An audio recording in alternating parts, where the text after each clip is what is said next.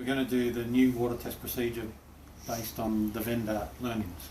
So when they come in with the sample bottle, what we're not going to do anymore is put the water in there until we've taken our sample. Yep. So we can still use the blue thing to do that. Then what we also need to do every time is use one of these, check to see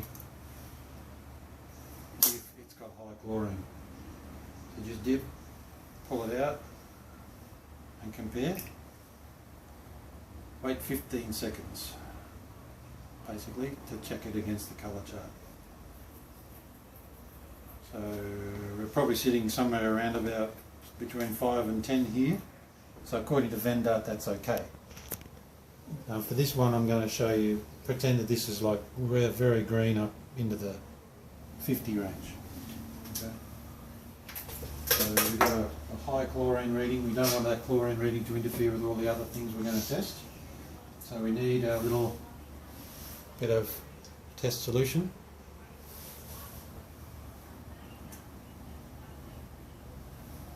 And we can do a few drops.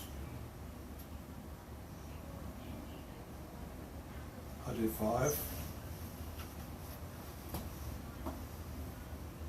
Because it's nice and high, that's good. And just very gently turn it up. You don't want to shake it up or do anything like that, just very gently to make sure it mixes in. And if I do another test, that should show that it's gotten rid of all the chlorine in the test. Oh wow. Which it has. Wow. All the chlorine's gone. Okay? That's good. So now we do the syringe. And we're not syringing back into the test sample. At least 3 times. Take our sample. And that's it, the rest is exactly the same. So, test using a disc.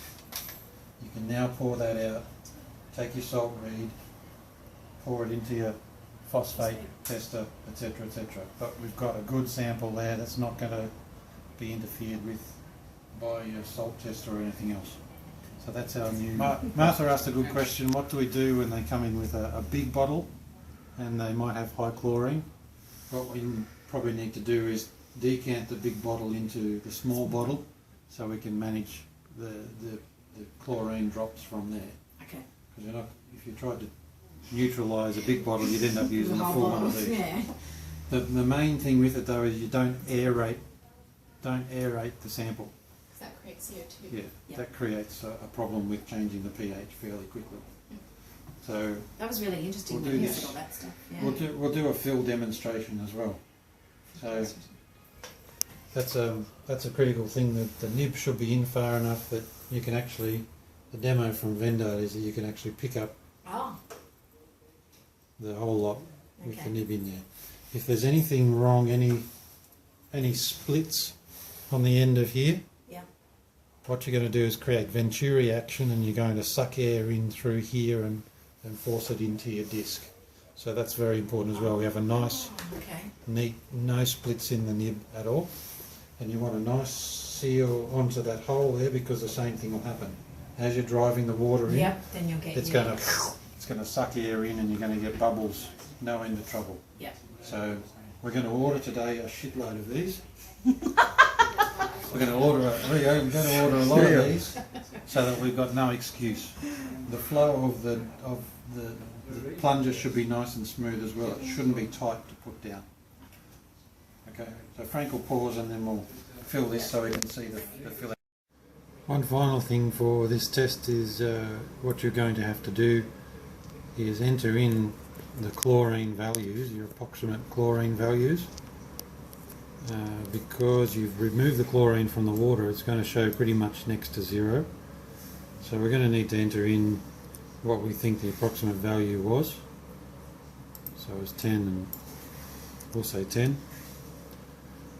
There, it may have been 50 or what have you, but at least if you have enough chlorine in there so it doesn't produce on the report a recommendation to add more chlorine, that's a good thing just in case that report goes home and someone decides that with a low level of chlorine they should add some more chlorine.